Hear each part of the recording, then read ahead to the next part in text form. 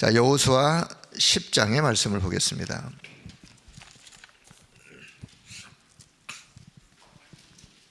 자, 이제 여호수아 10장의 말씀은 이제 여호수아 군대가 이제 가나안을 정복해 가는 과정 속에 일어났던 일, 기브온이라는 지역에서 기브온 전투. 자, 여호수아 10장 12절부터 15절까지를 좀 보도록 하겠습니다. 자, 12절부터 같이 봅니다. 여호와께서 아모리 사람을 이스라엘 자손에게 넘겨주시던 날에 여호수아가 여호와께 아뢰어 이스라엘의 목전에서 이르되 태양아 너는 기브온 위에 머무르라 달아 너도 야얄론 골짜기에 그리할지어다 하매 태양이 머물고 달이 멈추기를 백성이 그 대적에게 원수를 갚기까지 하였으니라. 야살의 책에 태양이 중천에 머물러서 거의 종일토록 속히 내려가지 아니하였다고 기록되지 아니하였느냐. 여호와께서 사람의 목소리를 들으신 이 같은 날은 전에도 없었고 후에도 없었나니 이는 여호와께서 이스라엘 위하여 싸우셨음이니라. 여호수아가 온 이스라엘과 더불어 길갈 진영으로 돌아왔더라. 아멘. 자, 14절에 보면 여호와께서 사람의 목소리를 들으신 이 같은 날은 전에도 없었고 후에도 없었나니. 전에도 없었고 뒤에도 없었나니. 그걸 우리가 전무후무 이렇게 이야기하죠. 전에도 없었고 후에도 없었고. 자, 오늘 기도첩 제목은 전무후무한 응답이 오는 기도. 자, 내용을 보시기 전에 전무후무한 응답이 오는 기도를 누가 했느냐? 여호수아가 했죠. 자, 여호수아가 전무후무한 응답이 오는 기도를 하게 된 배경이 뭐라고 생각하시나요? 어떻게 보면 우리 인간적인 그냥 우리들의 생각으로 보면 그냥 말도 안 되는 기도를 여호수아가 했어요. 말도 안 되는 기도. 그렇게 기도를 할 수 있었던 배경이 뭐라고 생각하세요? 그래요. 여호수아는요, 그냥 정확한 언약을 하나님이 모세에게 약속하시고 여호수아에게 약속하셨던 정확한 언약, 그것을 붙잡고 믿음의 기도를 했어요. 이게 답이에요. 정확한 언약을 붙잡고 믿음의 기도를 하게 됐던 여호수아에게 전무후무한 응답이 올 수밖에 없었던.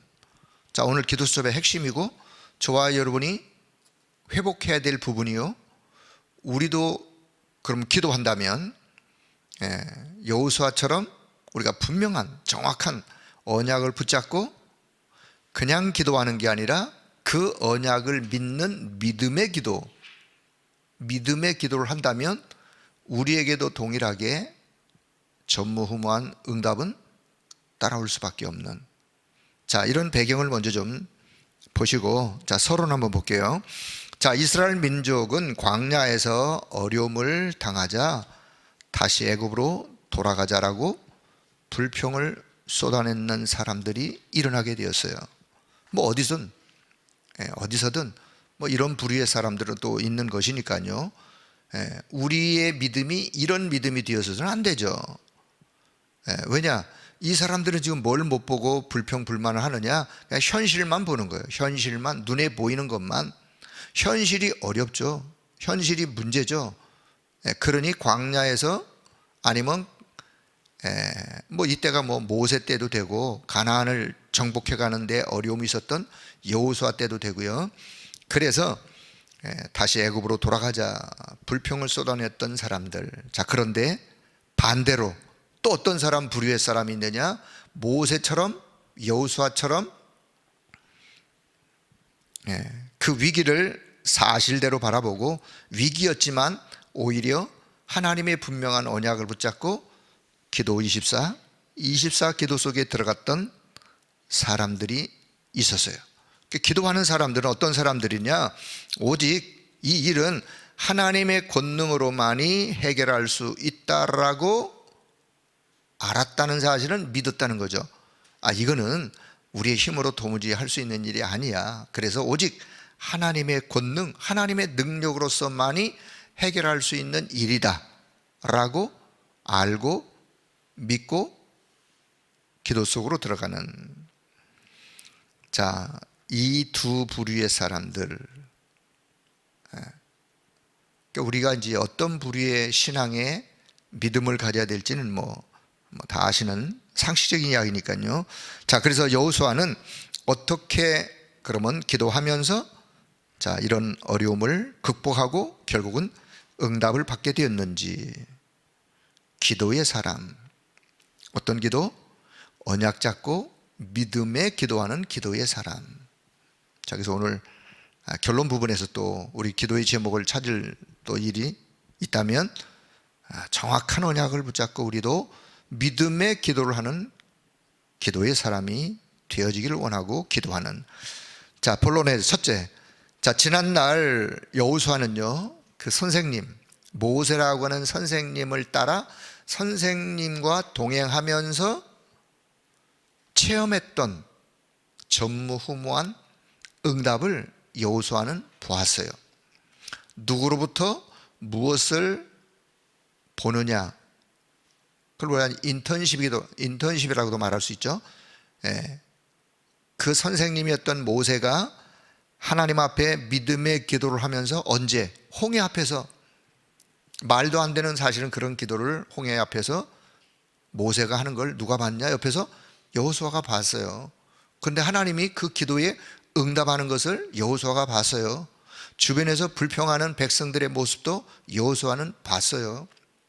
자, 그래서 여호수아는 과거에 지난날 모세와 동행하면서 체험했던 전무후무한 응답들을 언약으로 다시 붙잡게 되었어요. 언제? 이 기브온 전투에서. 이 기브온 전투에서 날이 어두워지면 그 지역의 지형을 여호수아 군대는 잘 몰라요. 왜? 외부에서 들어온 사람들이기 때문에 그 지역의 지형을 거기 사는 사람들이 더 아주 자세하게 알죠. 그러면 날이 어두워지면 전투가 불리해질 수밖에. 그러니 여호수아가 태양과 달이 머무르라고 기도할 수밖에 없었던, 그것은 언약을 잡고 기도하는 여호수아의 모습. 자, 하나님께서 여호와께서 모세와 함께 했던 것처럼 우리와 함께 하신다는 말씀을 순종하고 현장에 남은 자, 순례자, 정복자의 자세로, 그들이 그런 믿음의 사람이었고 그들이 그 응답을 받았던 사람들이죠. 자, 그래서 해와 달이 움직여달라는, 이 말보다는 해와 달을 멈춰달라는 그런 자신을 초월하는 기도, 자신을 초월하는 기도, 자신의 생각을 초월하는 기도. 어떤 생각? 그냥 인간적인 생각, 일반적인 생각, 아니면 지식적인 생각, 과학적인 생각을 초월하는 그런 기도를 할 수밖에 없는. 그래서 나아가서 하나님이 주시기로 약속한 가나안 땅, 이 미래의 땅을 미리 내다보고 담대하게 현실 문제를 넘어설 수 있었습니다. 자, 여기서 이제 우리가 붙잡아야 될 키포인트가 하나 있어요. 뭐냐? 우리도 살아가다 보면 현실 문제를 많이 부딪히죠. 현실 문제, 이런 문제, 저런 문제. 그런 현실 문제를 부딪혔을 때 우리는 어떻게 해야 되는가에 대한 답이 여기 있어요. 어떻게 해요? 현실 문제가 있으면 그 현실 문제 속에서, 그 문제 속에서, 그 위기 속에서도 지금도 하나님은 나와 함께 하신다 라고 하는 믿음. 그래요, 사실이에요. 구원받은 하나님의 자녀된 자들에게 하나님은 어떤 순간에도 하나님은 우리를 버리거나 떠나거나 절대 그렇지 않죠. 구원받는 순간 하나님이 성령으로 지금 나와 함께 하신다, 나와 함께 하시기 때문에 내가 있는 지금의 이 현실적인 문제, 이 문제 속에서도 하나님은 계획을 갖고 계신다. 그리고 이 문제를 통해서 하나님은 나를 멸망으로 무너뜨리는 길로 나를 절대로 이끌어 가지 않습니다. 이 문제를 통해서 하나님은 나를 더 유익한 길로 인도하길 원하세요. 나로 하여금 깨닫고 갱신하길 원하는 부분이 있다면 갱신하고, 새롭게 도전할 부분이 있다면 새롭게 도전하고 해서 결국은 이 문제를 통해서 하나님은 나를 더 축복된 사람으로 세우길 원하신다 라고 하는 믿음, 이걸요 언약으로 붙잡고 믿음의 기도를 기도하는 거예요.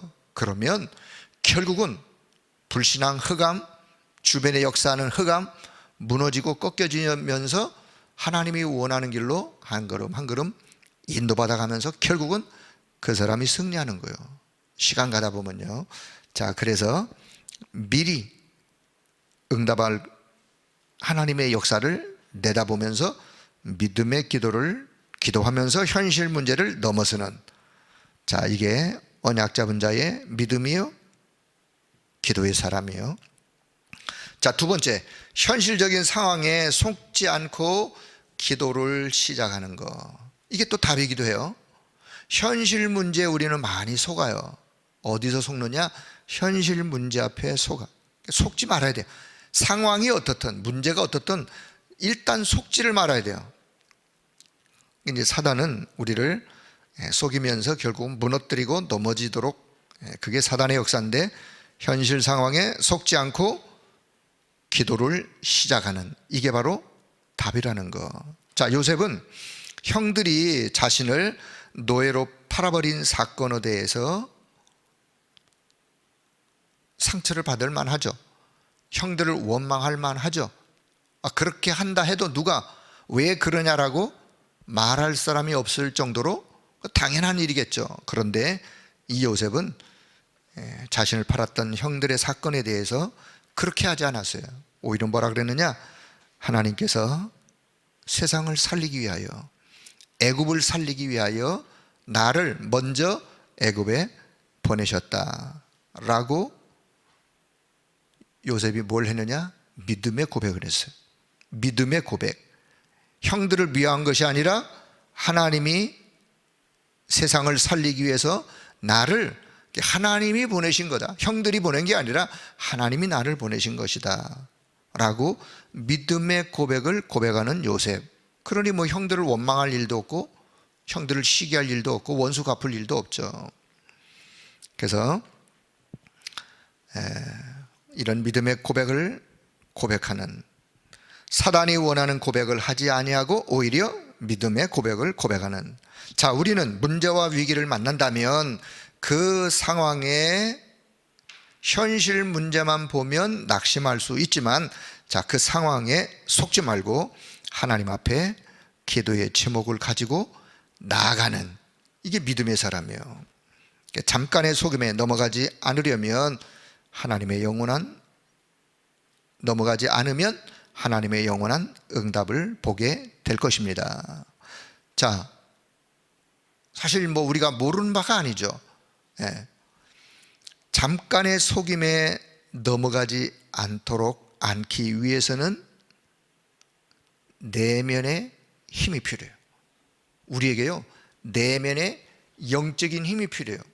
안 속으려면 내면의 영적인 힘이 필요한데, 그 내면의 영적인 힘을 날마다 얻을 수 있는 길 중에 하나가 우리가 지금 기도하고 있는 평상시에 393의 기도예요. 이 기도는요, 보호자를 바라보면서 보호자의 그 은혜와 그 능력과 그 하나님의 역사를 내 속에 그냥 차곡차곡 쌓는 거예요. 쌓으면서 응답과 상관하지 말고, 응답은 가다 보면 오는 거고, 기도하는 그 자체가 응답이에요. 하나님과 나와 지금 보호자의 그 능력과 은혜가 내 속에 쌓여지는 그 자체가 응답이에요. 그러면 내면에 이런 영적인 힘을 가지고 있으면 잠깐의 속임에 넘어가지 않는 답이라는 사실. 자, 그래서 현실적인 상황에 속지 않고 오히려 그것을 기도로 연결하고 믿음의 기도를 기도하는.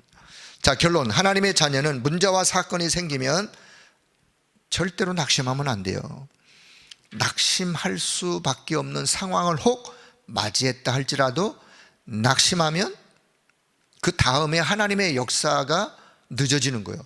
왜요? 낙심한 상태에 있는 우리에게는 성령이 역사하는 것을 기다리세요. 우리의 낙심을 회복하기를 원하시니까.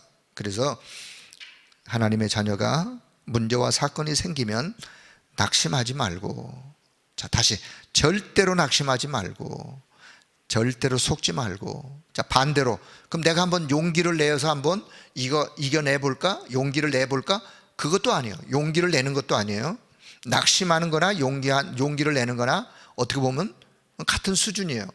자, 그게 아니라, 용기를 내는 게 아니라 현실을 사실대로 바라보고, 현실을 사실대로 바라보고. 자, 여기서 현실을 보다 보면 그 현실 속에 사실이 있어요. 사실. 가짜도 있고 진짜도 있고. 예. 근데 그 사실을 또 가만히 보다 보면요, 그 속에 뭐가 있냐? 진실이 있는 거예요. 진실이. 근데 우리는 거기서 멈추면 안 되고, 그 진실 속에 뭐가 있느냐? 영적 사실이 있어요. 영적인 사실. 이게 지금 배경에 흑암이 배경이냐, 아니면 성령께서 나로 하여금 깨닫도록 하기 위한 일이냐, 그 배경의 영적 사실을 보고 그 너머에 하나님의 계획을 보는 거예요. 그러면 하나님의 계획은 이런 문제, 이런 어려움을 통해서 이거를 하나님이 깨닫고 이렇게 갱신되어지고 이렇게 회복되기를 원하시는구나 라는 것을 발견하면 그 문제는 더 이상 그분에게는 문제가 아니에요. 왜냐? 답을 찾았기 때문에. 답을 찾으면 문제는 끝. 답을 모르면 문제는 문제죠. 근데 답을 알면 문제가 아니죠. 자, 그래서 현실을 사실대로 바라보고 오직 하나님의 권능을 구하는 393의 24기도가 오늘 우리에게 하나님이 답으로 주셨기 때문에, 자, 이 기도 속에서 날마다 하나님이 주시는 새 힘을 얻기를 바랍니다. 자,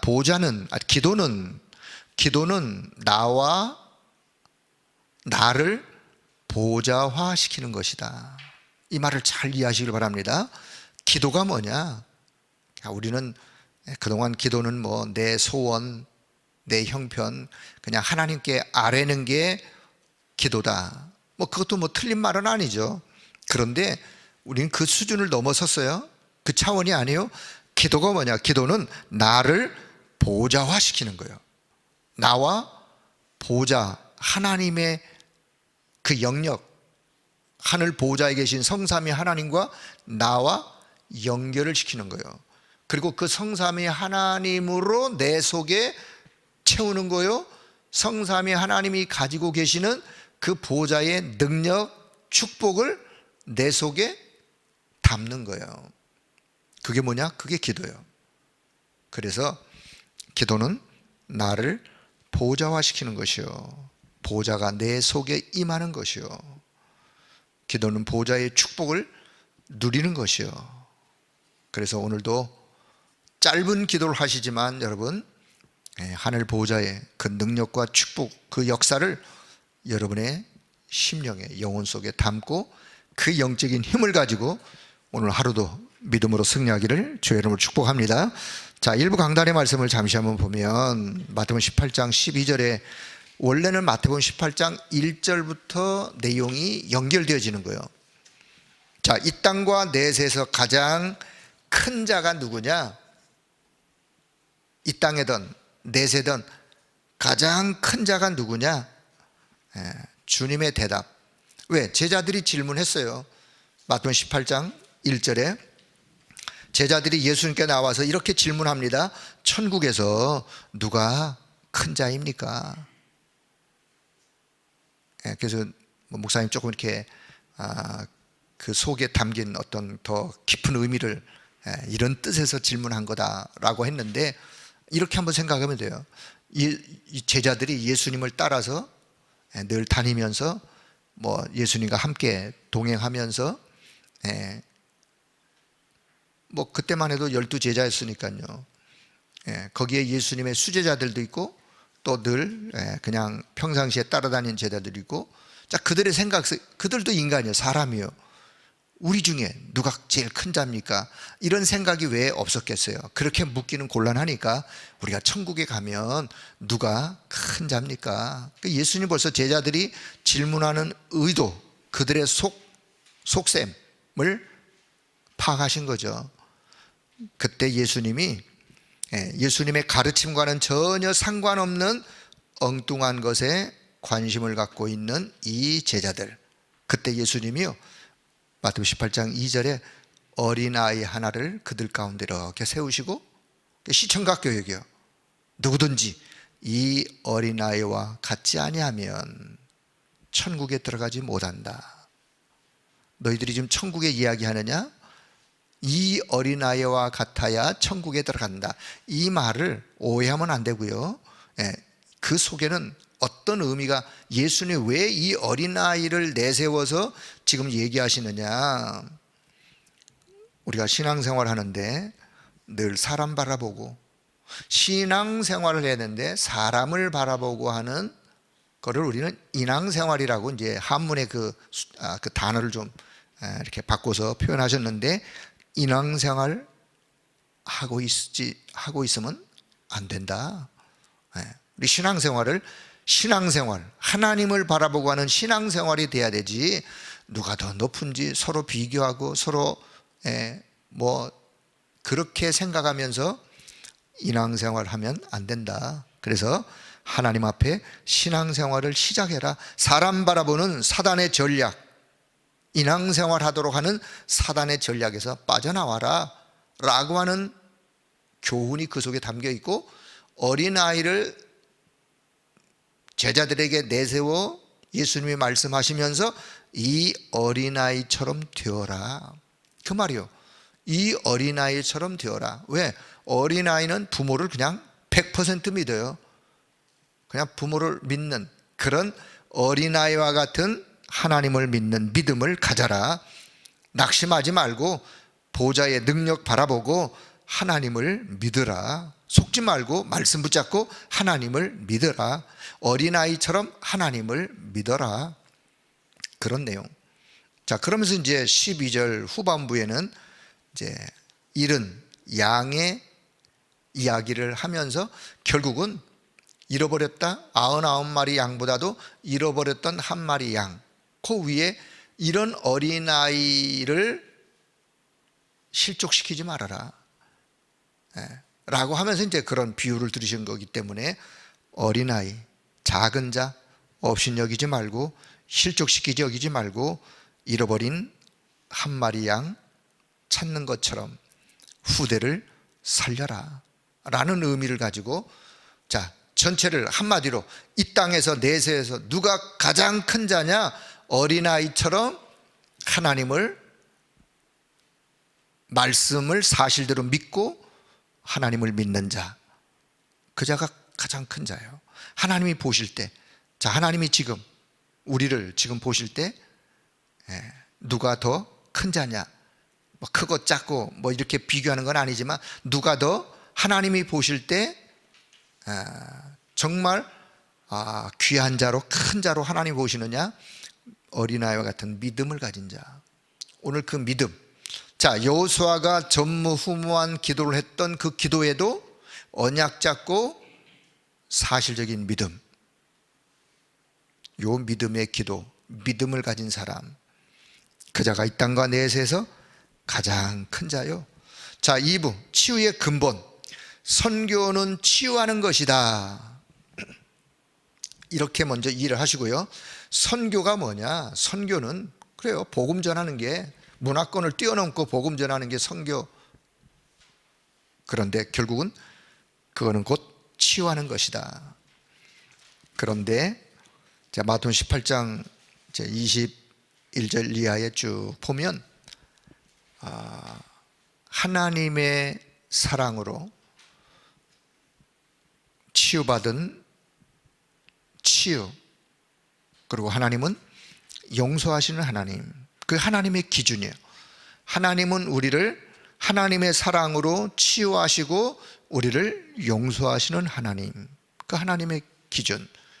자, 70번씩 7번이라도 용서하시는 하나님, 70번씩 7번이라도 용서하시는 그 하나님. 자, 거기 이제 비유를 들죠.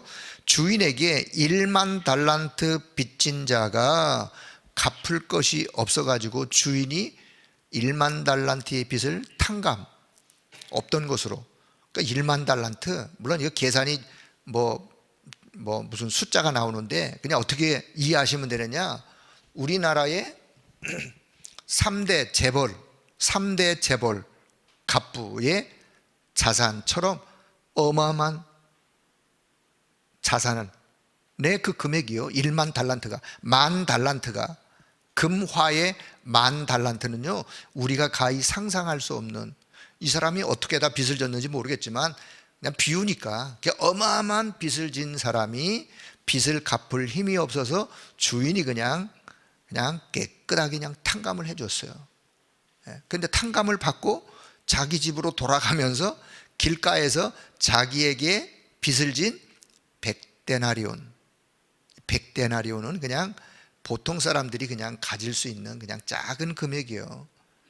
이 빚진 자를 만났는데 이 사람의 멱살을 잡고 갚을 때까지 옥에 가둬버렸어.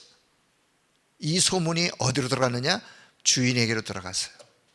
주인이 그 사람을 다시 불렀어요. 이렇게 얘기합니다. 내가 내 빚을 다 탕감하여 주었거늘 너도 내 동료를 용서하는 것이 마땅하지 아니하냐. 여기서 빚을 탕감한다는 것은 뭔가 용서, 그리고 그를 수용하고 용납하는.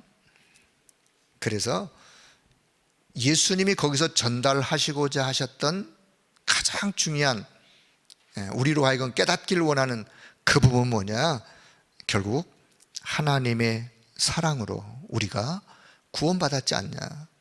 저와 여러분요, 하나님의 은혜로, 하나님의 사랑으로, 조건 없는 그런 하나님의 사랑으로 구원을 받았어요. 그렇다면 이 하나님의 사랑으로 전 세계를 치유하는 것이 선교예요. 이 하나님의 사랑이 어디에 필요하냐? 237에 필요해요. 이 하나님의 사랑으로 하나님의 사랑을 237에 전달하고 237을 치유하고 그들을 서밋으로 세우는 게 하나님이 원하시는 세계 선교에서 우리가 해야 될. 왜 세계 선교를 합니까? 선교 대회를 왜 해요? 하나님의 사랑을 가지고 전 세계로 흩어져서 이 하나님의 사랑을 전달해서 전 세계를 치유하는 거. 그게 치유의 근본이요, 하나님이 원하시는 이 시대의 하나님의 목적이요. 그래서 치유의 근본이 회복되어지는 이번 선교 대회가 되자라고 결론을 좀 맺으시면 기도의 제목을 여러분이 더 분명하게 붙잡을 수 있을 것이라고 생각되어집니다. 자, 전체 결론을 다시 맺겠습니다. 여호수아가 전무후무한 기도할 수밖에 없는 배경은 다른 것이 아니라 하나님의 언약, 하나님의 말씀의 그 언약을 사실대로 믿고 붙잡고 믿음의 기도를 기도했다. 그렇다면 오늘 저와 여러분도 분명한 언약의 말씀을 붙잡고 믿음의 기도를 기도한다면 이미 전무후무한 응답을 주시기로 약속한, 나에게, 우리 교회에게, 내 업 현장에 주시기로 약속한 그 응답을 누려갈 수 있기 때문에 오늘도 기도하실 때 그 믿음의 기도를 기도하시다가 하나님이 예배해 놓은 전무후무한 응답을 마음껏 누리는 그런 하나님의 역사가 여러분의 기도 속에 넘쳐나기를 주의 이름으로 축복합니다. 기도하겠습니다. 하나님 아버지, 은혜를 감사합니다.